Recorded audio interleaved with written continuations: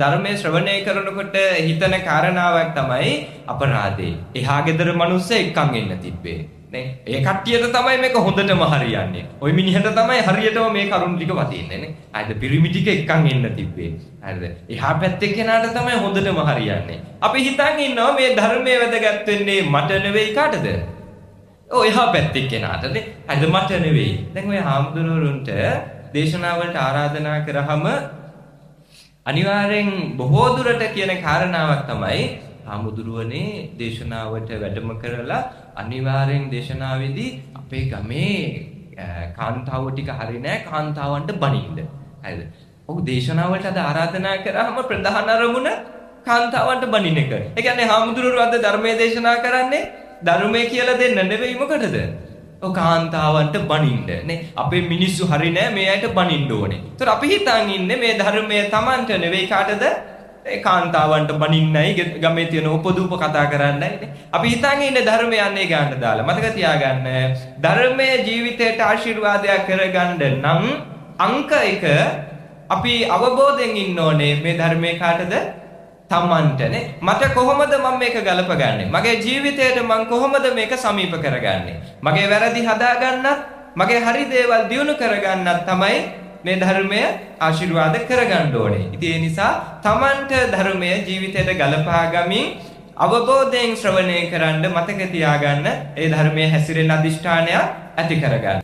බණ ගෙදර යන් කිව්වොත් මේ අහල ඇති සමහර විට මෙන්න මෙහෙම කියනවා. දැම්ම බණ ගෙදර ගිහින් වැඩක් නැහැ. තාම බණ ඉවර වෙලා නැතුව ඇති. කියනවද නැද්ද? කියනවනේ අපේ ගොඩක් අයගේ තියෙනවා. ඒ කියන්නේ බණ පින්කම් ගෙදරක් තිබුණොත් කතා කරොත් කියන්නේ දැම්ම ගිහින් වැඩක් නැහැ බණ නම් ඉවර වෙලා නැහැ. ඒ කියන්නේ බණට යන්න ඕනේ කොයි වෙලාවටද?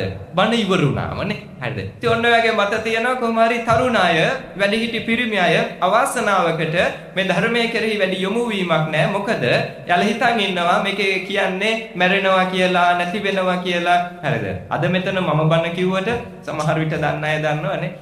මං ගෙදර ඉන්න කාලේ ඇත්තටම ධර්මයේ කෙරෙහි එච්චර උමනාවක් තිබුණේ නැහැ. බණ අහන්න එච්චර උමනාවක් තිබුණේ නැහැ. ඕන්නම් අද මෙච්චර මේ බණ කිව්වට ගෙදර ඉන්නකොට බණ අහන්න යන්නේ නැති දෙතුන් වතාවක් දාන පින්කම් වලට වැඩි එහෙම ගිහිල්ලා නැහැ. ඒ කියන්නේ හරි අකමැති. මොකද කියන්නේ නැති වෙනවා, මැරෙනවා. මේ හරි අකමැත්තෙන් බලෙන් ගිහිල්ලා අම්මයි තාත්තයි වාඩි කරන නිසා ඉඳලා එනවා මිසක ඇත්තටම එහෙම බණ අහන්න එච්චර උමනාවක් තිබුණේ නැහැ. හැබැයි අද දන්නවා මේ හැමදේම හම්බුනේ වෙන කිසි දෙයක් නිසා නෙවෙයි. මොකක් නිසාද? ධර්මයේ නිසා.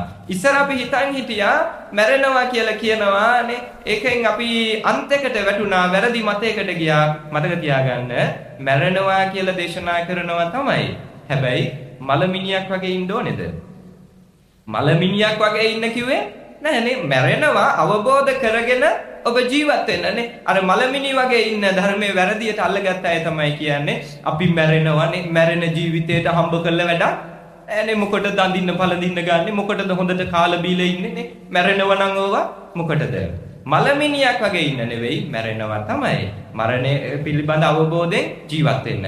අත්හැරෙනවා තමයි. හැබැයි සේරම අත්හරින්න නෙවෙයි අත්හැරෙනවා කියන අවබෝධයෙන් ජීවිතය ගත කරන්න. ඉතින් ඔන්න ඔය වගේ ධර්මයක්. නමුත් අර තරුණයන් හිතාගෙන හිටියා, අර පුතත් හිතන් හිටියා බණ අහන්න යන්න බෑ, පින්කම් වලට යන්න බෑ. හේතුව තමයි මේක හරි විනාත්මකයි. ඉතින් කොහොම හරි ධර්මයට යොමු උනේම නැහැ. පස්සේ කොහොම හරි තාත්තා මරණාසන්න මොහොතට ලං වුණා. හරිද? මේ තාත්තා මැරෙන්න ලං වෙච්ච වෙලාවේ කල්පනා කරා කොහොම හරි තමන්ගේ පුතාට මේ වටින ධර්මයේ පිළිබඳ අවබෝධයක් ලබා දෙන්න ඕනේ. ධර්මයේ පිළිබඳව ඒ උනන්දුවක් ඇති කරවන්න ඕනේ. ඒ නිසා මෙයා මොකද කරේ? ප්‍රතිඵල රහිත නමුත් කටයුත්තක් පිළිබඳව පුතාට කිව්වා. ඒ තමයි පුතේ ඔයා හැමදාම උදේ පාන්දර නැගිටලා ගිහිල්ලා ඒ අසල තියෙන ගඟක් මේ ගඟෙන් හොඳට නාගෙන ඇවිල්ලා ගොඩට ඇවිල්ලා දිසා 6ට වඳින්න. හරිද? අහලා තියෙනවද සදිසා වන්දනාව කියලා? ඔන්න සදිසා වන්දනාව කරන්න. ඉතින් මෙයා මොකද කරන්නේ? දැන් ඒ කාලේ තිබුණු ප්‍රධාන දිසා 6 තමයි ඔය අද ප්‍රධාන දිසා 4ක් තියෙනවා. ඒකත් එක්කම උතුරු, නැගෙනහිර, දකුණ, බටහිර මෙන්න මේ දිසා 4ත් උඩ සහ යට කියන දිශා දෙකත් ඇතුළුව මෙන්න මේ දිසා 6ට වඳින්න කියලා කිව්වා. ඉතින් කොහොම හරි පුතා තාත්තගේ වචනය හක දාන්න බැරි නිසා ප්‍රතිඵල හෙව්වේ නෑ. හේතු හෙව්වේ නැහැ. ගියා ගඟට ගිහිල්ලා උදේ පාන්දර නානවා, ගොඩට එනවා. උතුරට වදිනවා, දකුණට වදිනවා, දිසා 4ට වදිනවා, උඩටත් වදිනවා, යටටත් වදිනවා. කොහොම හරි දිසා 6ට මෙයා වන්දනා කරනවා. හරිද? වන්දනා කළ දිනපතා මේ කටයුත්ත කරා. හැබැයි ඇයි කරන්න ඕනේ කියලා හෙව්වේ නෑ. හරිද? ප්‍රතිඵලයක් තියනවද? ඒකේ ප්‍රතිඵලයක් නෑ. නමුත් තාත්තා කරපු නිසාම කරන්න ගියා. හරිද? ඔය වගේ ගොඩාක් දේවල් තියෙනවා. සමහර විට අපි පාරම්පරිකව අරන් එනවා ප්‍රතිඵල හොයන්නේ නෑ. මොකක්ද හේතුව කියලා හොයන්නේ නෑ. මේ දවසක් ඔන්න දේවාලයක් තියෙනවා. හරිද? මේ දේවාලයේ කපු මහත්තයෙක් ඉන්නවා.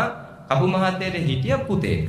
මේ පුතා දේවාලේ පැත්ත පළාතේ ඉන්නේ නෑ. එයාට එච්චර උවමනාවක් තිබුණේ නෑ. ඉතින් කොහොම හරි මේ කපු මහත්තයා දැන් දේවාලේ හැමදාම වැඩ කරන්න යනවා. මෙයාට කම්මැලි නිසා ටික කාලයක් ගියාම මෙයා බලු පැටියෙක් ගත්තා. දැන් බලු පැටියත් එක්ක තමයි දේවාලෙට යන්නේ. ටික දවසක් යද්දී කාලයක් යද්දී බලු පැටිය බලු තඩියෙක් වෙනවා. දැන් මොන ලොකු බල්ලේ. හරිද? එනේන මිනිස්සයාට බුරන්න ගත්ත පනින්න ගත්තා. දැන් මේක කරදරයක් නේ. කපු මහත්තයා මොකද්ද කරන්නේ? තනියම යන්නත් බෑ. පොඩි කාලේ ඉඳන් හිටපු බලු පැටිය. ඉතින් ඒ නිසා දේවාලෙට යනවා. ගිහිල්ලා කරන වැඩ ඉස්සෙල්ලාම ඉස්සරහ කණුවක් තිබුණා. මේ කණුවෙන් බල්ලව ගැට ගහනවා. හරිද? බල්ලා ගැට ගහලා තමයි දේවාලය ඇතුළට ගිහිල්ලා වැඩ පටන් ගන්න වැඩ ටික කරන්නේ. කොහොම හරි කාලයක් යද්දී කපු මහත්තයා මැරෙනවා. හරිද? කපු මහත්තයාත් මිය ගියා. එයාට හිටපු පුතාට කොහොම හරි දේවාලේ වැඩ ටික බාර ගන්න වුණා. අකමැත්තෙන් නමුත් මෙයා දැන් ඔන්න දේවාලේ වැඩ ටික කරනවා. පාරම්පරිකව එහෙන් මෙහෙන් හොයාගත්ත සූත්‍ර මන්ත්‍රයක් දෙකක් දන්නවා. ඉතින් ඔන්න ඔය මන්ත්‍රයක් දෙකක් කියලා මෙයා දේවාලේ වැඩ ටික කරන්න පටන් ගත්තා. මෙයා බැලුවා තාත්තා කොහොමද කරේ. හරිද? හොයලා බලනකොට දැනගත්ත ඉස්සෙල්ලා මොකද කරන්නේ? අර බල්ලා අරගෙන යනවා දේවාලෙට. හරිද? ගෙනහිල්ලා දේවාල ඉස්සරහා කණුවෙන් ගැට ගහනවා. ගැට ගහලා තමයි දේවාලෙට යන්නේ. ඉතින් මෙයාත් මේක බලාගෙන ඉඳලා කොහොම හරි මේක හොයාගෙන මෙයාත් පටන් ගත්ත මේ ක්‍රමය. බල්ලා එක්කගෙන යනවා දේවාලෙට. ඊට පස්සේ ඉස්සරහා කණුවෙන් ගැට ගහනවා. ගැට ගහලා මොකෝ කරන්නේ? දේවාලය ඇතුළට ගිහිල්ලා පූජා තියලා වැඩ පටන් ගන්නවා. කොහොම හරි කාලයක් යද්දී බල්ලත් මැරුණා. හරිද? ඔන්න දැන් හරි වැඩේ. මෙයාගේ හිතේ එකක් තියෙනවා. දේවාලේ වැඩපිළිවෙල අනුව ඉස්සෙල්ලම මොකද කරන්න ඕනේ? බල්ලව එක්කන් යන්න ඕනේ. එක්කන් ගිහිල්ලා බල්ලා කණුවේ ගැට ගහන්න ඕනේ. දැන් බල්ල මැරුණා. මෙයා කල්පනා කරා මැරෙන ගානට බල්ලෝ ගේන්න බෑ. ඊළඟට මොයා මොකද කරේ? මේ දේවාලේ ඉස්සරහා අර ගැට ගහපු කණුව තිබුණේ. හරිද? ඔය කණුව ළඟ හැමදාම බල්ලෝ ගෙනත් ගැට ගහන්න බෑ. මැරෙන ගානට මෙයා මොකද කරන්නේ? බල්ලෙක්ගේ පිළිමයක් හැදුවා. හරි පොඩි පිළිමයක් අර බල්ල සිහි වෙන්න. දැන් ඔන්න දේවාලේ ඉස්සරහා බල්ල ගැට ගහන්න ඕනේ නැහැ. කොහොමත් බල්ලු පිළිමයක් තියනවා. ඉතින් මෙයා දැන් කොහොම දේවාලේ වැඩ ටික කාලයක් කරන් ගියා. අපේ ඇත්තොන්ට පොඩි ප්‍රශ්නයක් තියෙනවා මේ ඔය දේවාලවල පන්සල්වල පිළිම පේන්න බෑ. හරිද? ඉතින් පූජා තියන්න දුර ඉඳන් පූජා වට්ටිය අරගෙන එන මිනිස්සු මොකද කරන්නේ? ඔන්න පූජා වට්ටිය අරන් එනවා. ටික කාලයක් ඇද්දි පුරුදුනා. ගේන පූජා වට්ටියෙන් ඩිංගක් තියනවා බල්ලගේ පිළිමෙට. හරිද? මොකද පිළිමයක් නේ තියෙන්නේ දේවාලෙකනේ. ගේන පූජා වට්ටියෙන් ඩිංගක් තියව බල්ලගේ පිළිමෙට. තව කාලයක් ගියා. කල් යනකොට එන මිනිස්සු පුරුදුනා. ඔන්න දේවාලෙට පූජා වට්ටි දෙක ගේනවා. හරිද? දුර ඉඳන් කරේ තියාගෙන පූජා වට්ටි දෙක ගෙනල්ලා ඉස්සෙල්ලාම කරන්නේ පළවෙනි පූජා වට්ටිය තියනවා කොහෙටද? බල්ලගේ පිළිමෙට තියනවා. හරිද? පළවෙනි පූජා වට්ටිය බල්ලගේ පිළිමෙට තියලා තමයි ඇතුලේ දෙවියන්ට පූජාව තියන්නේ. ඊට පස්සේ ටික දවසක් යද්දි මේ කපු මහත්තයට හිතුණා මිනිස්සුන්ගේ අවධානය ඇතුලේ පිළිමෙට වැඩි කොහෙටද? එළියේ පිළිමෙට අවධානය වැඩි. කපු මහත්තය කරපු වැඩේ තමයි ඇතුලේ තිබිච්ච පිළිමය අයින් කරන්නේ. හරිද? අයින් කරලා එළියේ තිබ්බ පිළිමේ ගත්ත ඇතුලට. හරිද? ඔය ඇතුලට ගන්නකොට පොඩ්ඩක් වෙනස් කරා. දැන් ගෞරවයෙන් තියන්න එපායි. හරිද? මේ පොඩ්ඩක් අර බලු පිළිමයක් නිකන් තනිකර බල්ලෙක් වගේ තියන්න බෑ. වන්දනාමාන කරනෝනේ. ටිකක් වෙනස් කරා කට ඇරලා දිව දා එළියට දාලා ඊට පස්සේ දත් උල් කරලා හරිද? ටිකක් මල් මාලයක් දාලා බය හිතෙන විදිහට පොඩ්ඩක් හැදුවා. ඔන්න දැන් කපු මහත්තයා දේවල් ඇතුලෙන් පිළිමෙ තියුවා. අනේ අපේ මිනිස්සු දුර තියා කරේ තියාගෙන පූජා වට්ටිය අරගෙනවා. ගෙනල්ලා මොකෝ කරන්නේ? අර බල්ලගේ පිළිමෙට තියලා වදිනවා. හරිද? කුමාරී මේ බල්ලගේ පිළිමය කියලා කියන්නේ ගෞරවයෙන් දැන් කියනවා සුනක ප්‍රතිමාව. හරිද? ඔන්න සුනක දේවාලයට අපේ ඇත්තෝ දුර තියා පූජා වට්ටි ගෙනල්ලා තියලා වන්දනා කරනවා. අඬ තාත්තා කරපු එකම එහා මෙහා හිතන්න ගියේ නෑ. දුර දිග බලන්න ගියේ නෑ. පුතත් කරන්න ගියා.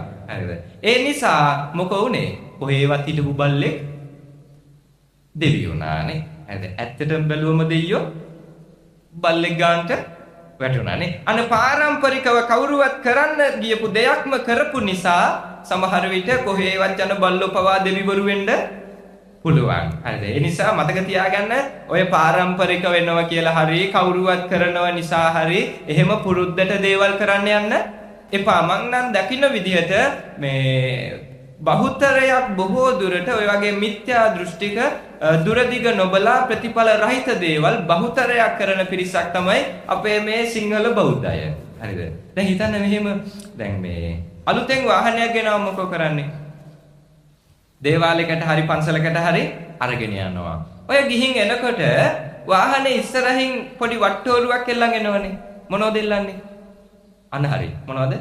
දෙහි මිරිස් මෙන්න මේ පොඩි එකක් තියෙනවා ඔන්න ඔක එල්ලගෙන ඉනවා වාහනවල. අලුතෙන් ගෙනාවා. ඇයි හේතුව? මොකටද එල්ලන්නේ? මොකටද? ඔය දෙහි මිරිස් ඇයි අලුතෙන් ගෙන වාහනවල එල්ලන්නේ? හරියට හරි. මොකටද? ඇස්වහ කටවහ දුරු වෙන්න. හරි. මම එච්චරම ඒ ගැන අවබෝධයක් නැහැ. නමුත් ඒක හරිනම් මම ඔයත් ක්‍රමයක් දේශනා කරන්නද? ඔන්න මේක හොඳට අහගන්න. ගෙදර වැටමායිමෙන්වත් ඇස්වහක් කටවහක් ළඟින්වත් යන්නේ නැති නියම ක්‍රමයක් තියෙනවා මම යෝජනා කරන්නම්. මේක හොඳට අහගෙන ඉන්න. හෙට ඉඳන් මේ ක්‍රමය පටන් ගන්න. අඩුම ගෙදර වැටමායිමෙන්වත් ඇස්වහ යන්නේ නෑ, කටවහ යන්නේ නෑ. හෙට ඉඳන් හැමදාම උදේ හවස පොල් සම්බල් කණ්ඩ. ඇස්වහ වදිනවද? පොල් සම්බල් කෑවොත් ඇස්වහ වදීද? ඒ කියන්නේ මෙහෙම කරදර ටිකක් වැඩියෙන් එන කාලෙට ඇස්වහ කටහ වැඩි කියලා හිතන කාලෙට මේ දෙහි ටිකක් වැඩියෙන් අඹරලා දාලා මිරිස් වැඩියෙන් අඹරලා දාලා සම්බල් හදන් කෑවොත් ඇස්වහ වදීද?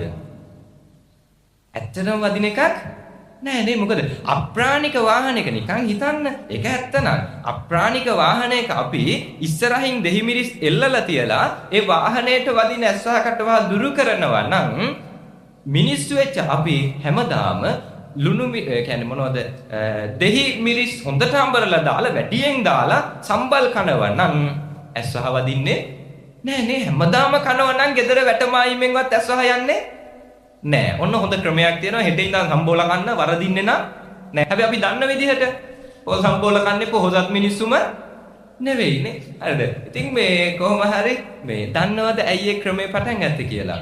ඔය වාහනවල දෙහි මිරිස් එල්ලන්න හේතුව තමයි මම කෙටියෙන් කියනනම් ඉස්සර ප්‍රධාන වශයෙන් ප්‍රවාහන මාධ්‍ය මාර්ග දෙකක් තිබුණා. එකක් තමයි ජලයෙන් ඔරුපාරු වලින් බඩු බාණ්ඩ නගරයට අරන් ගියා. අනිත් එක කරත්ත වලින් ගල් කරත්ත වලින් ගමේ තිබුණු බඩු බාණ්ඩ නගරයට අරන් ගියා. ඉතින් ඒ කාලේ මිනිස්සු දැන් අද වගේ නෙවෙයිනේ. අද අපිට පැය දෙකෙන් මාතරට ගිහින් එන්න පුළුවන්, පැය දෙක තුනෙන් කොළඹ ගිහින් එන්න පුළුවන්. ඒ වගේ තාක්ෂණෙ දියුණුවයි කරදර වෙනවා හරි අඩුයි. ඉස්සර එහෙම නෙවෙයි. දුෂ්කර මාර්ග තිබුණේ, කැලෑමැදින් යන්න ගමන් තිබුණේ. ඒ ගමන් තව එකක් පැය දෙකෙන් යන්නත් බෑ. සමහරට දවස් දෙක තුන, සති දෙක තුන යන ගමන්. ඉතින් ඔය යනකොට ඕනේ වෙලාවක මේ අයට කරදරයක් වෙන්න පුළුවන්. ඉතින් රැට එහෙම යනකොට අම්බලන් වල නැවතිලා, තොටුපොළවල් වල නවත්තලා එහෙම දුෂ්කර ගමනක් යන්නේ. ඉතින් ඔය යන වෙලාවක සතෙක්ගෙන් සර්පයෙක්ගෙන් කරදරයක් වෙන්න පුළුවන්. ඒ නිසා මොකද කරේ අපේ ඇත්තෝ මේ වාහනවල එල්ලගෙන ගියා ප්‍රථම ආධාරයක් විදිහට වට්ටෝරුවක්. මොනවද දන්නවද? මිරිස් කරලයි, දෙහි ගෙඩියකුයි, ඉඟුරු කෑල්ලකුයි, කහ කෑල්ලකුයි. මෙන්න මේ වට්ටෝරු ඉස්සර වාහනවල එල්ලන් ගියා.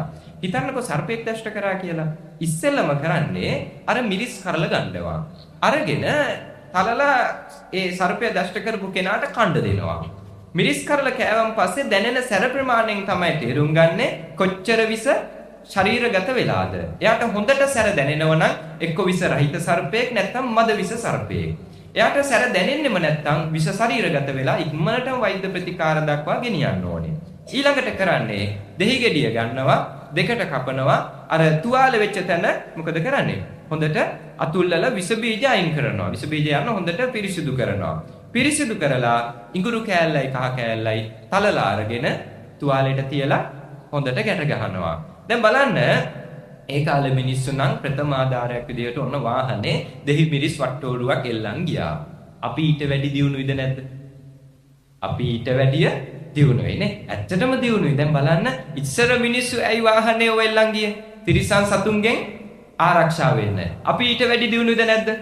දියුණුයි. අපි කාගෙන් ආරක්ෂා වෙන්න දෙල්ලන් යන්නේ?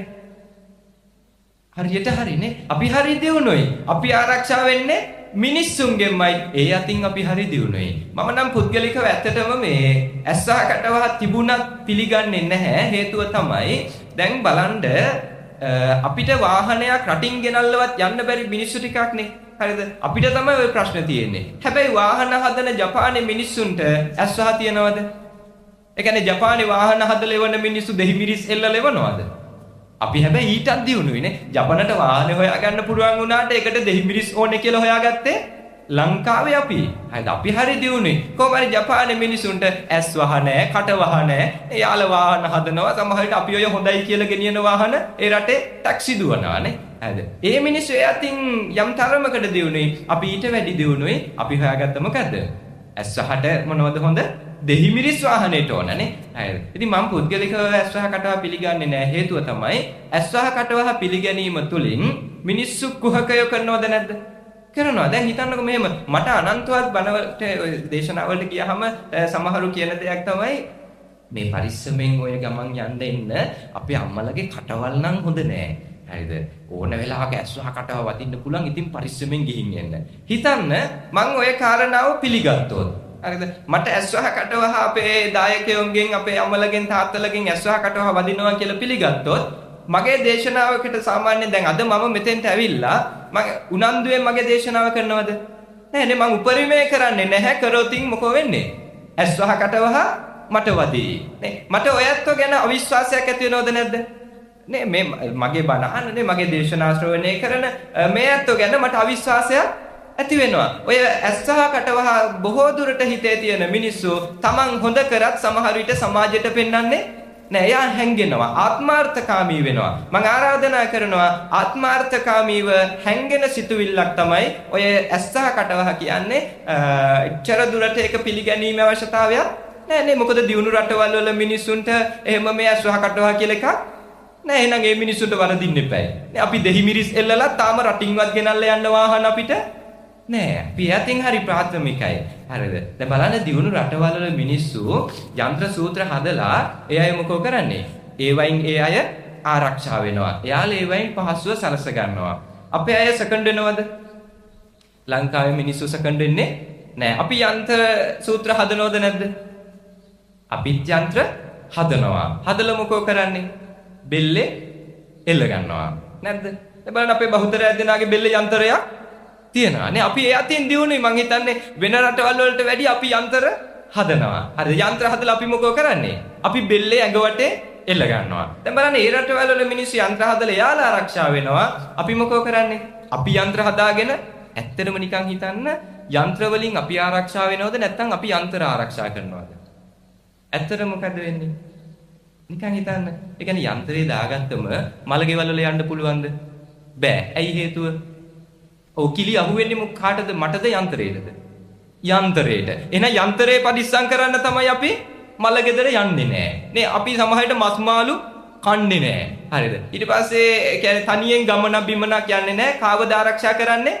ඔය යන්ත්‍රේ අපි ආරක්ෂා කරනවා. ඒකනේ දැන් ඔය බලන්නකෝ යන්ත්‍ර දාපු අය කරන හරි ලස්සන වැඩක් තියෙනවා. හිතන්නකෝ මස් මාළු කන්න ඕනුණා කියලා. මොකෝ කරන්නේ? හරියට හරි වැඩක් තියෙනවා. යනවා බුදුන් වඳින තැන ගිහිල්ලා මොකෝ කරන්නේ? යන්ත්‍රේ ගලවලා තියනවානේ. හරිද? බුදුන් වඳින තැන යන්ත්‍රේ ගලවලා තියලා ඇවිල්ලා ඇතිපදන් හොඳට කාලා කරලා ආයි ගිහිල්ලා යන්ත්‍රේ දාගෙන එනවා. හරිද? දැන් ඇත්තටම ආරක්ෂා වෙන්නේ යන්ත්‍රයෙන් අපිද නැත්නම් අපි යන්ත්‍රේ ආරක්ෂා කරනවද? ඔව් අපි යන්ත්‍ර ආරක්ෂා කරනවා. ඉතින් ජපාන් උන්ට වැඩිය අපි දියුණුද නැද්ද?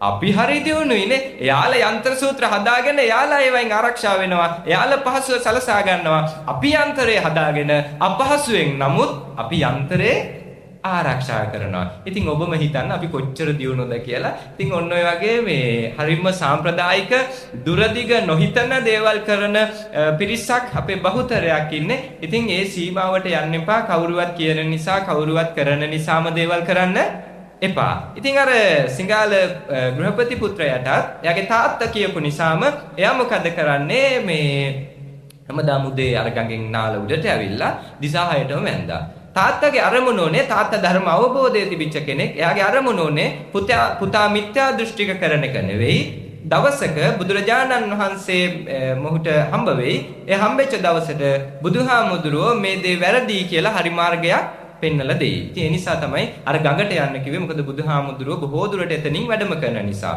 ඉතින් ඔන්න දවසක් මේ තරුණයා ගඟට ගිහිල්ලා ගඟෙන් නාල කරලා උඩට ඇවිල්ලා ඔන්න දිසා 6ට වඳිනවා. බුදුරජාණන් වහන්සේ මේ හරියෙන් වැඩම කරනකොට දුරතියාව මේක දකිනවා. දැකලා අර තරුණයා ළඟට එනවා. ඇවිල්ලා අහනවා ඔයා මොකක්ද මේ කරන්නේ? මෙයා කියනවා මම මේ කරන්නේ මගේ තාත්තා මැරෙන වෙලාවේ කිව්වා දිසා 6ට වඳින්න. ඉතින් ඒ නිසායි මම මේ දිසා 6ට වඳින්නේ. ඉතින් මේ කාරණාව කිව්වහම බුදුහාමුදුරුවෝ බැලුවා උන්වහන්සේට තේරුණා කාරණාව මොකක්ද? තාත්තගේ උමනාව තමයි පුතාව ධර්මයේ යොමු කරන එක. ඒ නිසා දිසා 6 කාරණාවෙන්ම බුදුරජාණන් වහන්සේ උට ධර්මයේ පැහැදිලි කරා. ඒ දේශනා කරපු සූත්‍රය තමයි මොකද සූත්‍රය?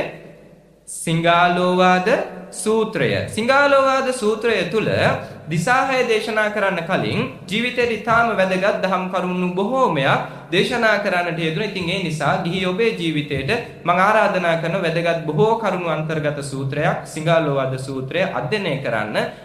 මුලින් කාරණා පැහැදිලි කරා සතර කර්ම ක්ලේශ වලින් ඈත් වෙන, කියන්නේ ප්‍රාණඝාත, අදත්තාදාන, කාම මිත්‍යාචාර, මුසාවාද මේවයින් ඈත් වෙන්න. ඊට පස්සේ සතර අගති ගැන අවබෝධය, ඡන්ද, ද්වේෂ, බය, මෝහ මේ දේවල් ඔබ අගතියටපත් කරනවා. ඊට පස්සේ ඔබේ ධනය විනාශ වෙන ක්‍රම 6ක් පැහැදිලි කරා. ඉතින් මෙන්න මේ වගේ ධනය හම්බ කරන්න ඕනි විදිහ මේ කරුණු හැම එකම පැහැදිලි කරලා දැන් සිංහාලෝවාද සූත්‍රය තියෙනවා හරි ලස්සන කාරණාවක්. මම හිතන්නේ අපේ අත ගොඩාක් අහපු දෙයක්. ඒ තමයි අහලා තියෙනවද මේක? ඒකේන භෝගේ බුඤ්ජෙය්‍ය ද්විහි කම්මං ප්‍රයෝජේ චතුත්තං ච නිදාපෙය්‍ය ආපදාසු භවිස්සති. ඔබට ලැබෙන ධනය කොටස් කීයකට බෙදන්නද? 4කට බෙදලා පරිහරණය කරන්න. අහලා තියෙද නැද්ද? අහලා තියෙනවනේ. බොහෝ දුරට අපේ අත මේක අහලා තියෙනවා. ලැබෙන ධනය කොටස් 4කට බෙදලා පරිහරණය කරන්න. නමුත් අහලා තිබුණට ඇත්තට මෙතන කවුරු හරි ඉන්නවද මේ රුපියල් 100ක් හරි කොටස් 4ට බෙදපු කෙනෙක් ඉන්නවද? ඒ කියන්නේ අපි අනන්තවත් දේශනාවේ අහනවා කොටස් 4ට බෙදන්න ඕනේ. හැබැයි රුපියල් 100ක්වත් 4ට බෙදන්නේ නෑ. බලන්න බුදුහාමුදුරුවෝ දේශනා කරපු මේ ක්‍රමවේදය කොතරම් ප්‍රායෝගිකයිද, අපේ ජීවිතේට කොච්චර වටිනවද කියන එක උන්වහන්සේ දේශනා කරා. කොටස් 4කට බෙදන්න. ඒකේන භෝගේ බුඤ්ජෙය්‍ය. පළවෙනි කොටස මොකෝ කරන්නේ? පරිභෝජනයේ පිණිස අරගන්න. ද්විහි කම්මං ප්‍රයෝජේ. කොටස් දෙකක් මොකද කරන්නේ? ප්‍රයෝජේ ආයෝජනය කරන්න. ඔබේ රැකියාව සඳහා ඔබේ මුදල් හොයාගත්ත ක්‍රමේ තව වැඩි දියුණු කරගන්න කොටස් දෙකක් වෙන් කරන්න. කොටස් 3ක් ඉවරයි දැන්. ඊළඟට දේශනා කරා චතුත්තං ච නිදාපෙය්‍ය. 4වෙනි කොටස මොකෝ කරන්නේ? නිදන් කරන්න. මොකටද? අරන් තියන්න. ආපදාසු භවිස්සති. ආපදාවකදී අරගන්න. දැන් බලන්න මේක හරිම ප්‍රායෝගික හරිම වටින ක්‍රමයක්. හැබැයි අපි ඇත්තටම රුපියල් 100ක්වත් 4ට බෙදලා නෑ. අපිට හරි අවබෝධයක් තියෙනවා නම් අපේ තාත්තලට ওই මුදල් හම්බ කරන අයට Tamanට ලැබෙන ධනය පිළිබඳව ඒ කළමනාකරණය කරගන්න. ඇත්තටම අපේ රටේ බහුතරයක් දුප්පත්කම් නැති වෙනවද නැද්ද? නැති වෙනවනේ. දැන් අපි හිතන්නකෝ අපේ අයට දවසේ පඩිය හම්බුණු ගමන් ඉස්සෙල්ලම මතක් වෙනවද කොටස් වලට බෙදන්න? කොටස් වලට බෙදන්න නෙවෙයි. ඉස්සෙල්ල මතක් වෙන්නේ කොහෙද? ගෙදර බිරිඳ දරුවෝ ඉස්සෙල්ල මතක් වෙන්නේ කොහෙද? දවසේ පඩිය හම්බෙච්ච ගමන් මතක් වෙන්නේ කොහෙද? ඔව් හරි වැඩේ වෙලා තියෙන්නේ. බාර් එක මතක් වෙනවා. හරිද? ගෙදරටත් කලින්, බිරිඳටත් කලින්, දරුවන්ටත් කලින් උඩින් වෙන්නේ මොකද්ද? බාර් එක. නේ? කොටස් 4කට බෙදිල්ලක් නැහැ. මුළු කොටස් සේරම ටික අතනට බෙදෙනවා. නේ? හරිද? දැන් හිතන්නකො මෙහෙම මේ ගුරුවරයෙක්ගේ සාමාන්‍ය මාසික වැටුප කීයද? දැන් මේ පහුගිය දවසේ මම හිතන්නේ රුපියල් 10000කින් 15000කින් විතර වැටුප වැඩි කරා. ඒ වැඩි කරලත් ගුරුවරයාගේ මාසික වැටුප සාමාන්‍යයෙන් දල වශයෙන් කීයක් විතර හම්බ වෙනවද?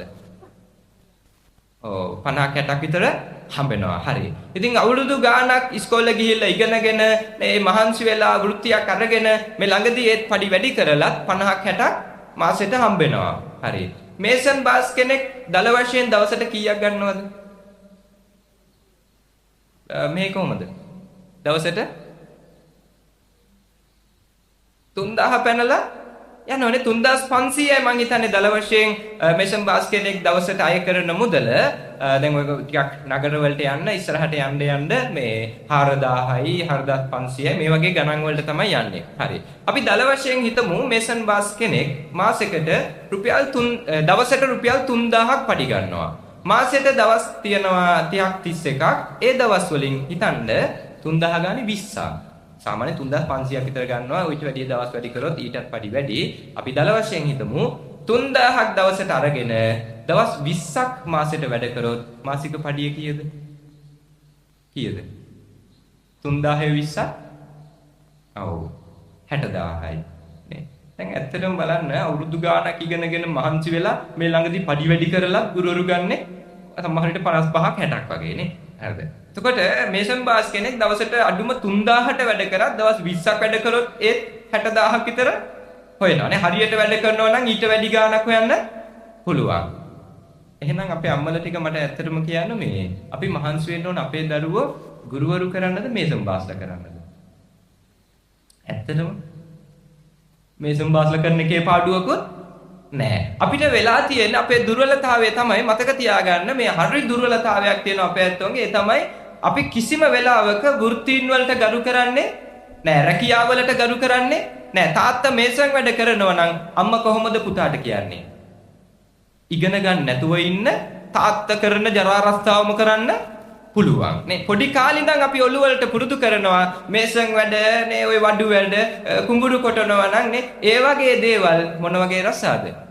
ජරා රසා නේ. ඒ පහත් රසා විදිහටයි අපේ දියුණු රටේ අම්මලා පුරුදු කරන්නේ නේ. 5 වසරේ අවුරුදු 10න් ශිෂ්‍යත්වය ලියන රටේ දරුවෝ ඉන්න අම්මලා එහෙමයි පුරුදු කරන්නේ. හැබැයි ජපානයේ වගේ අපි තරම් දියුණු නැති රටවල් වල මිනිස්සු මං හිතන්නේ නේ යටින් ගත්තන් යාලා දියුණු නෑ. යාලා කරන්නේ අවුරුදු 10 12 දරුවන්ට මේ පස්සෙන් ගිහිල්ලා විභාග ලියවන්නේ නෑ. හරිද? ඒ රටවල් වල කරන්නේ අවුරුදු 8 9 10 දරුවන්ට ප්‍රායෝගිකව අධ්‍යාපනය ලබා දෙන්නේ මේ පන්ති කාමර අස් කරන්න ඒවා ලස්සනට තියාගන්න ඊට පස්සේ කම්කරුව ගාවට යාල එක්කන් යනවා වඩු වැඩ කරන අය පාරවල් වල වැඩ කරන අය මේ කුණුවස් කරන අය මේ වගේ කම්කරුව ගාවට ඒ වගේ රටවල් වල අම්මලා ඒ ගුරුවරු දෙමව්පියෝ දරුවෝ එක්කන් යනවා එක්කන් ගිහිල්ලා මොකද පුරුදු කරන්නේ අර හැම කෙනාටම ගරු කරන්න නේ අර හැම වෘත්තියකටම ගරු කරන්න පුරුදු කරනවා අවාසනාවකට අපේ රටේ සමහර රස්සා තියෙනවා පහත් කියලා ඈඩ් කරලා තියෙනවා සමහර රස්සා වලට විතරක් අපි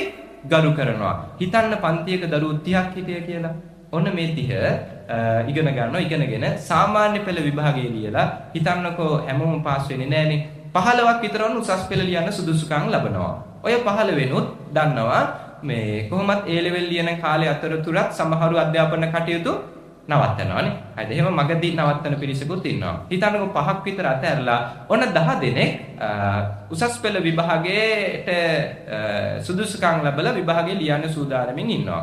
මේ ලියන 10 දෙනාගෙන් 5 දෙනෙක් උසස් පෙළ විභාගයේ සමත් වුණා.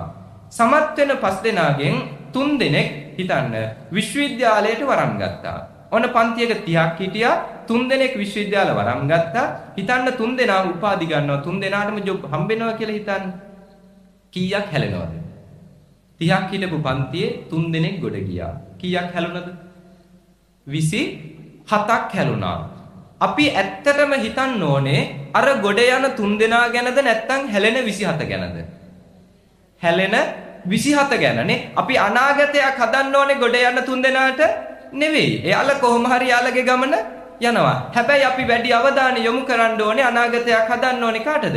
අර හැලෙන 27ටනේ. හැබැයි අපේ අවාසනාවකට අපි අර 27ම මග හරිනවනේ. මග හැරලා යාළට මොකෝ කියන්නේ? අර ගොඩ ගියපු 3 දෙනා ගැන අගය කරලා අර අයට අපි දොස් කියනවානේ. මානසිකව අපි යාළ වටනවා. ඒක හරිම අවාසනාවන්ත දුර්වල තැනක්. මතක තියාගන්න.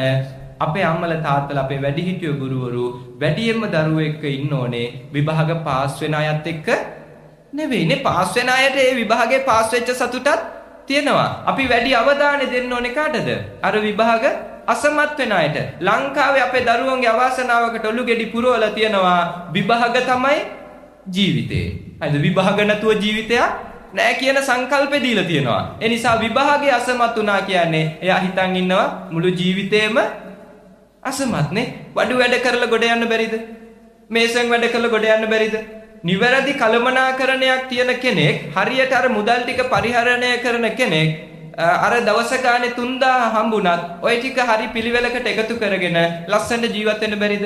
පුළුවන් නේ. හැබැයි අපි සමාජ මතයක් ඇති කරලා තියෙනවා මේසන් වැඩ කියන්නේ ඉච්චර ගෞරවයක් තියෙන එකක් නෙවෙයි. අර හැලෙන 27ට තෝරගන්න වෙන්නේ ඔන්න ඔය වගේ රස්සා. ඉතින් අතෙන්ට ගියපු ගමන්ම සංකල්පේ තියෙනවා අපි කරන්නේ සමාජේ පහත් දේවල්. අපි සමාජේ පහත් අය කියන සංකල්පේ තියෙන නිසා ඔන්න දවසේ 3000 හම්බෙච්ච ගමන් මතක් වෙන්නේ කොහෙද? බාර් එක මතක් වෙනවා. 3000 අරගෙන බාර් එකට යනවා 3000ක් අරන් ගිහලා ලේසියෙන් එන්න බෑ නේ. හරිද? මම දල වශයෙන් සාමාන්‍යයෙන් මේ මද්ද්‍රව්‍ය බෝතලයක් කීයද දන්නේ නැහැ. කොහොම හරි හරියට බෝතලයක්ම ගන්න ඕන නම් 3000ක් මදි. හරිද?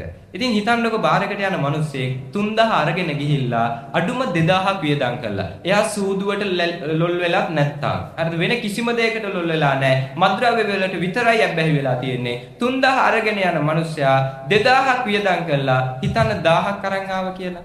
ඔන්න 1000 ගානේ දැන් මාසෙට 20ක් කීයද?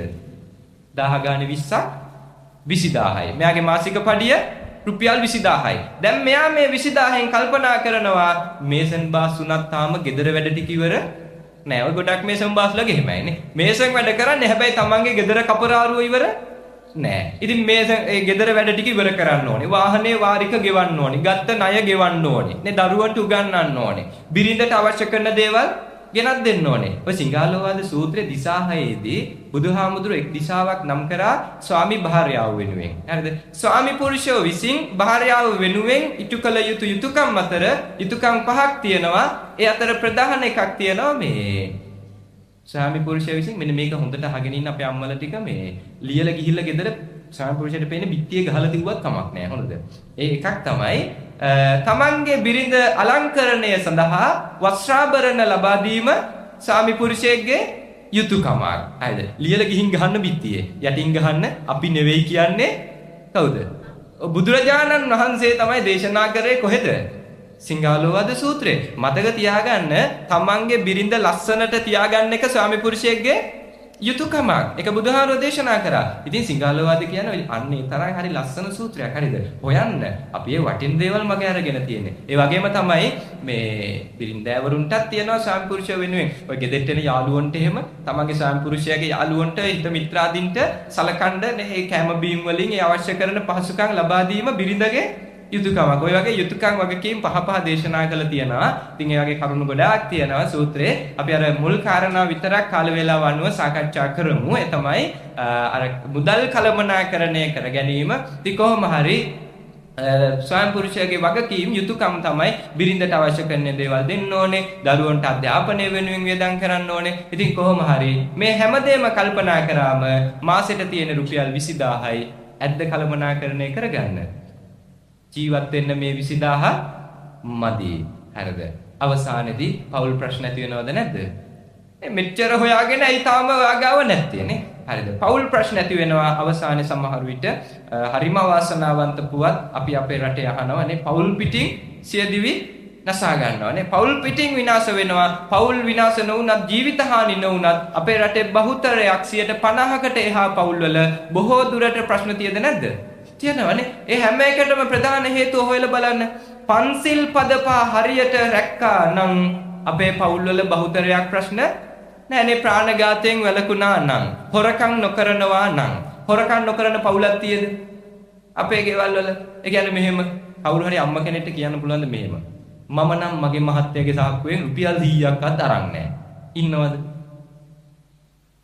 එහෙම අම්මලා අපේ රටේ හිටියොත් වාසනාවක් නේ. හරිද? දැන් බලන්න අපේ රටේ දරුවන්ට මේ තේරෙන වයස ආපු ගමන් හොරකම් කරන්නේ කාගෙන්ද? අම්මගෙනුයි තාත්තගෙනුයි. අපේ ගෙදර අය හිමීට අරින් hina වෙනවා. හරිද? මේ ඒක ඇත්ත. එහෙම ක්‍රමයක් තියෙනවා. අපේ රටේ පුරුදු වෙලා තියෙනවා. හම්බ කරගෙන එන මහත්තයාගෙන් බිරිඳ හොරකම් කරනවා, අම්මගෙන් තාත්තගෙන් තේරෙන වයස ආපු ගමන් හොරකම් කරනවා නේ. දරුවෝ තේරෙන වයස ආපු ගමන් හොරකම් කරන්නේ අම්මගෙන් තාත්තගෙන්. ඒ කියන්නේ ගේ ඇතුලේ පන්සිල් පද පහ රැක්කා නම් මං හිතනවා අපේ රටේ මෙච්චර අපරාධ නැහැ. මොකද දැන් ගෙවල් වල හිතන්නකෝ රුපියල් 50ක් 100ක් හොරකම් කරාම සමහර වෙලාවට අපි හිතනවා මේක එච්චර ලොකු හොරකමක් නෙවෙයි. හොරකම් වල තියෙනද ලොකු පොඩි කියලා ભેදයක්? ලොකු පොඩි කියලා හොරකම් වල ભેදයක් නෑ. ගෙදරදී රුපියල් 100ක් හොරකම් කරන දරුවෙක් අම්මා තාත්තා එතනදී ඉවසුවොතින් එයා සමාජයට ගියාම එයාට රුපියල් 10000ක් ගන්න අවස්ථාව හම්බුනොත් 10000ම හොරකම් කරනවද නැද්ද? හොරකම් කරනවනේ. ඒ කියන්නේ හොරකම කියන්නේ තමන්ගේ සීමාව විඳගෙන කරන දෙයක්. හිතන්නකෝ ඒ වගේ කෙනෙක් මෙහෙම වුණා කියලා රටේ ජනාධිපති වෙනවා. පුළුවන් සීමාව ඉඳන් උපරිම හොරා කනවද නැද්ද? මහ බැංකුවම උනත් හොරකම් කරන්න බැරි නෑ නේ. හරිද? අර පොඩි තැනින් වැරද්ද හදපු නැති නිසා සමහර විට ඉහළටම ගිහිල්ලත් හොරකම පුරුදු වෙනවානේ. ඉතින් පන්සිල් පද පහ හරියට රකින්න ගෙදරින් පුරුදුනා නම් නේ කාමයේ වරදව හැසිරෙන්නේ නැත්තම් තමන්ගේ බිරිඳ තමන්ගේ ස්වාමි පුරුෂයාගෙන් සතුටු වෙනවා නම් නේ තමන්ගේ ස්වාමි පුරුෂයා තමන්ගේ බිරිඳගෙන් සතුටු වෙනවා නම් නේ බොරු කියන්නේ නැත්තම් බොරුවක් නොකියන ගෙදරක් පවුලක් මිනිස්සෙක් අපේ රටේ නැති තරම් නේ සුරාව පානය කරන්නේ නැත්තම් අපේ පවුල් වල බහුතරයක් ප්‍රශ්න විසඳනවද නැද්ද? මහ ලොකු තියරි ඕනේ නැහැ නේ. මහ ලොකු ත්‍රිපිටකේ හොයන්න ඕනේ නැහැ. මහ ලොකුවට ධර්මයේ පස්සේ යන්න ඕනේ නැහැ. පන්සිල් පද පහ හරියට රකින්න නේ. අනුන්ගේ සීලය හොය යන්න නෙවෙයි නේ. අනුන්ට දොස් කිය යන්න නෙවෙයි. අපි අනුන්ට පද හදනවා දොස් කියනවා. හැබැයි තාම අපේ කවුරුවත් පන්සිල් පද පහ රකින්නේ නැහැ. මම යෝජනා කරනවා පුළුවන් නම් පන්සිල් පද පහෙන් ධර්මයේ හැසිරෙන්න පටන් ගන්න. හරිද? ඉතින් පන්සිල් පද පහ රැක්කා නම් සුරාව කෙරෙහි එතරම් ලොල් නොවුනා නම් මීට වැඩි ඉතුරුවක් අපිට තියනවද නැද්ද? තියනවා සහ පිරිමියාගේ පැත්තෙන් එහෙම වැරද්දක් තියනවා වගේම අපේ අම්මලගේ පැත්තෙන් වැරද්දක් තියනවා. කවවමදාවත් කිසිම රැකියාවක් පල්ලෙහාට දාලා කතා කරන්න එපා. හැම රස්සාවකටම ගරු කරානනේ. තමන්ගේ ස්වාමි පුරුෂයා කරන්නේ මොන රස්සාවද? එයා කුඹුරු කොටනවද? එයා වඩු වැඩ කරනවද? ඒ කරන රස්සාවට දරුවෝ බිරිඳ පවුලේ හැමෝම ඒ රස්සාවට ගරු කරන්න ඕනේ නේ. හම්බ කරගෙන කන එක නේ. ඒ රස්සාවට ගරු කරන්න පුරුදු වෙන්න. ඒ රස්සාවලට වෘත්තීන් වලට ගරුත්වය හම්බෙච්ච දවසක සමහර විට බෝකු ගානේ නැකිට ගන්න පණ නැති වෙන්න මද්ද්‍රව්‍ය පාවිච්චි කරන්න ඕනේ වුණත් ගුරුවරු නොකරනවා නෙවෙයිනේ. ගුරුවරුන්ට ඒ දේ අවශ්‍ය වුණත් හැබැයි සමාජයෙන් දීපු ගෞරවය නිසා හැම කරන්න යන්නේ නෑ. ඒ නිසා මම ආරාධනා කරනවා අර මුදල් කළමනාකරණය කිරීම නිවැරදිව කරගන්නවා නම් බුදුහාමුදුරුවෝ යෝජනා කරේ කොහොමද? කොටස් කීයකට බෙදන්නද? 4කට බෙදන්න. කොටස් 4කට බෙදලා ඒකේන භෝගේ බුඤ්ජය පළවෙනි කොටස මොකෝ කරන්නේ? පරිභෝජනයේ සඳහා අරගන්න. හිතන්නකො රුපියල් 2000ක් හම්බෙනවා. බෙදන්න කොටස් 4කට. එක් කොටසක් කීයද? රුපියල් 500යි. ඒකේන භෝගේ බුඤ්ජය එක කොටසක් පරිභෝජනයේ සඳහා ගන්න. ඒ කියන්නේ රුපියල් 500ක් එදා එදිනෙදා තමන්ගේ ප්‍රයෝජනයේ සඳහා ගන්න. ඊළඟට ද්විහි කම්මං ප්‍රයෝජේ කොටස් දෙකක් ආයෝජනය කරන්න. ඒ කියන්නේ රුපියල් 1000ක් නේ 502ක් රුපියල් 1000ක්. ඒ 1000 ඔබ වෙන් කරන්න රැකියාවේ දියුණුව සඳහානේ. අපි හැමදාම එකම තැන ඉන්න ඕනේ නෑ. දැන් හිතන්න මෙහෙම මාසෙකට රුපියල් කීයක් ඇද්ද ඔබට ජීවත් වෙන්න? 50000ක් ඇද්ද? 50000කින් පුළුවන් ද මාසයක් ජීවත් වෙන්න? මදිනේ. ලක්ෂයක් මාසෙකට ඇද්ද? ඇතිත් වගේ මදිත් වගේ. ලක්ෂ 2ක් මාසෙට හම්බුනොත් මොකෝ හිතෙන්නේ? ඇද්ද? එච්චර ඕනෙත් නෑ. හරි. එහෙනම් ඔන්න ලක්ෂ 2 ඇති. හිතන්න මෙහෙම මං කියනවට කළ බලන්න ලක්ෂ 2ක් මාසෙට හොයන මිනිස්සෙක් හොයාගන්න. එයාගෙන් ගිහින් අහන්න ඔයාට මාසෙට ලක්ෂ 2ක් ඇද්ද? මොකෝ කියන්නේ? මදි. හරිද? ඕනම තැනක හොයලා බලන්න තමන් ගන්න මාසික පඩියෙන් තෘප්තිමත් වෙන මිනිස්සු නෑනේ. එයාට මාසෙට 50000 නම් හම්බෙන්නේ ඒ 50000ට අනුව තමයි අවශ්‍යතා ඇති වෙන්නේ. එයාට හම්බෙන වැටුප තරමට තමයි එයා වාහනයක් ගන්නෙ නේ. Taman ත්‍රිවිල් එකේ යනවා නම් ඒ ත්‍රිවිල් එකේ යන්නේ එයාට ලැබෙන වැටුපේ ප්‍රමාණයට. ත්‍රිවිල් එකේ යද්දී කාර් එකක් ගන්න හිතනවද නැද්ද? හිතනවා. එහෙනම් මාසික වැටුප තව වැඩි විය යුතුද නැද්ද? වැඩි වෙන්න ඕනේ නේ. එහෙනම් Tamanගේ රැකියාව සඳහා ආයෝජනයක් කරන්න ඕනේ. හැමදාම එකම වැටුප ගන්න එකම තැන ඉන්න එක කරලා වැඩක් නෑ. මිනිස්සු දියුණු වෙන්න ඕනේ. දියුණු වෙන්න අවශ්‍යතාත් වැඩි වෙනවනේ. අවශ්‍යතාව වැඩි වෙන එක තමයි දියුණු වෙනවා කියන්නේ. හොඳ වාහනයක් ඕන වෙනවනේ. හොඳට අඳින්න පළඳින්න ඕන වෙනවා. එතකොට මේ අවශ්‍යතාව දියුණු වෙන්න නම් අපි මාසික වැටුපත් දියුණු කරන්න ඕනේ. රැකියාව දියුණු කරන්න 150ක්. 4න් කොටස් දෙකක් කියන්නේ දෙකෙන් එකක්. හරිද? රුපියල් 2000ක් ගන්න කෙනා 1000ක් වෙන් කරනවා කියන්නේ භාගයක්ම රැකියාවේ දියුණුව සඳහා වෙන් කරන්න ඕනේ. හැබැයි අපේ අය මොකෝ කරන්නේ? පඩිය හම්බෙච්ච ගම මේ රැකියා ආයතනයක් දියුණු කරනවානේ. ගිහිල්ලා සුරාසල් බාර් ටික දියුණු කරනවා පංගුවක් නෙවෙයිනේ සමහර විට මුළු වැටුපම ඒ වෙනුවෙන් වෙන් කරනවා. හරිද? ඉතින් ඒ නිසා කොහොම හරි අපිට ඉතුරුවක් නැහැ. බුදුහාමුදුරෝ දේශනා කරා භාගයට භාගයක් ඔබේ රැකියාව දියුණුව සඳහා වෙන් කරන්න. චතුත්තං ච නිදාපෙය්‍ය හතරවෙනි කොටස නිදන් කරන්න. ඒ කියන්නේ රුපියල් කීයක්ද? ඔව් දැන් ඔන්න 500ක් ප්‍රයෝජනයට ගත්තා 1000ක් ආයෝජනය කරා 2000න් 1500ක් ඉවරයි. තව කීයද ඉතුරු? 500යි. ඔය රුපියල් 500 නිදාපෙය්‍ය මොකද කරන්නේ? නිදන් කරන්න. මොකටද? ආපදාසු භවිෂ්‍යති ආපදාවකදී අරගන්නනේ ආපදායනේව මේ දැන් එනවා කියලා එන්නේ නෑනේ ඒක ඕනේ මොහොතක හදිස්සිය සිද්ධ වෙන්න පුළුවන් එහෙනම් ආපදාවකදී අරගන්න අපි මුදල් ඉතුරු කළා තියෙන්න ඕනේ. ඉතින් ඒ නිසා වුණ බුදුරජාණන් වහන්සේ දේශනා කරා ලැබෙන මුදල් ක්‍රමානුකූලව ආයෝජනය කරන්න කළමනාකරණය කරගෙන පරිහරණය කරන්න කියලා. ඉතින් මම ආරාධනා කරනවා ඔන්න සිංහාලෝවාද සූත්‍රයේ එක් කාරණාවක් පමණයි කාල වේලාව අනුව මම දේශනා කරේ. මුළු සූත්‍රෙම දේශනා කරා නම් හෙට එළි වෙනකම් පාන්දර වෙනකම් වෙතින් නැගිටින්න වෙන එකක් නෑ. එහෙනම් හිතෙයි මීට වැඩිය හොඳයි සර්ව රාත්‍රික පරිත්‍රාණ දේශනාවක් තිබුණා නම් එළි වෙනකන් මොකද මේ සූත්‍රෙම සජ්ජායනා කරන්න සාකච්ඡා කරන්න ගියොත්. ඉතින් මේ සූත්‍රයේ සඳහන් වෙන එකම එක දහම් කරුණක් පිළිබඳව පමණයි අපි මේ සරල සුළු දහම් කරුණක් සාකච්ඡා කරේ. මම ආරාධනා කරනවා මේ සූත්‍ර දේශනාව අධ්‍යයනය කරන්න සූත්‍රය ගැන හොයන්න. මොකද්ද සූත්‍රේ නම? සිංහාලෝවාද සූත්‍රය. අධ්‍යයනය කරනවද? ඔව් කියලා මෙතන නැකිනවා සමහරට යනකොට මතකත් නැහැ. හරිද? ඔව් අපිට වෙන වැඩ අද බණ අහනකොට කියන ඔව් කියලා හිස් මුදුනේ තියලා සාදුකාර දෙන්නේ. හරිද? හැබැයි යනකොට මතක නැහැ. ගිහින් බලනකොට මතක නැහැ මොකද්ද සූත්‍රය. මේ සමහරට ආයි දවසක අපිව දැක්කොත් තමයි සූත්‍රය මතක් වෙන්නේ. හරිද? ඉතින් මම ආරාධනා කරනවා එහෙම නෙවෙයි. ගිහින් හොයන්න. තාක්ෂණය හරි දියුණුයි. ඉස්සරට වැඩිය ධර්මය අපේ අත ළඟ තියෙනවානේ. ෆෝන් එකේ සිංහාලෝවාද සූත්‍රය කියලා ගැහුවොත් ඒ කරුණු ටික අපිට හොයන්න පුළුවන්. ඒව ජීවිතයට එකතු කරගන්න. හරි වැදගත් කරුණු තියෙන්නේ. ධර්මය හොයන්න. මතක තියාගන්න හැමදාම පන්සල් වලට ඇවිල්ලා බෝධි පූජා තිතියනේ බුදුන් වැඳ වැඳ ඉන්න එක නෙවෙයි ධර්මය කියන්නේ. ධර්මය කියන්නේ මොකද්ද? ප්‍රතිපදාවක් විදිහට අපි ඒක ජීවිතයට එකතු කර ගැනීම. හරිද? ආමිෂ පූජාවද වැදගත් ප්‍රතිපත්ති පූජාවද? හරියට හරි. ප්‍රතිපත්ති පූජාවයි වැදගත්. අපි බුදුන් වඳින එක කරන්න ඕනේ. බෝධි පූජා තියන එක කරන්න ඕනේ. හැබැයි ඒක ධර්මය නෙවෙයි. ධර්මය කියන්නේ අපි ජීවිතයට ප්‍රතිපදාවක් විදිහට මේක එකතු කරගන්න එක. ධර්මයේ තියෙන්න ඕනේ කොහෙද? තමන්ගේ හදවතේනේ. තමන්ට අවංකව තමන් ධර්මයේ හැසිරෙන්න ඕනේ. පිටට පේන්න අපි හැම පොයටම සිල් ගත්තත් වැඩක් නැහැ. ඊළඟ පොයට එනකොට මේ පොයේ අපි වාඩි වෙච්ච තැන කනුව ඊළඟ පොයේ නැති වුනහම අපිට කේන්ති යනවා නම් දරා ගන්න බැරි නම් පිටින් සිල් ගන්නවා හදවතින් ධර්මයක් අපේ නෑ. හරිද? ඒ නිසා මතක තියාගන්න ධර්මයේ ප්‍රතිපත්තියක් විදිහට අපි තුලයි තිබිය යුත්තේ. එහෙම නැතුව බාහිරව ධර්මය නෑ. හරිද?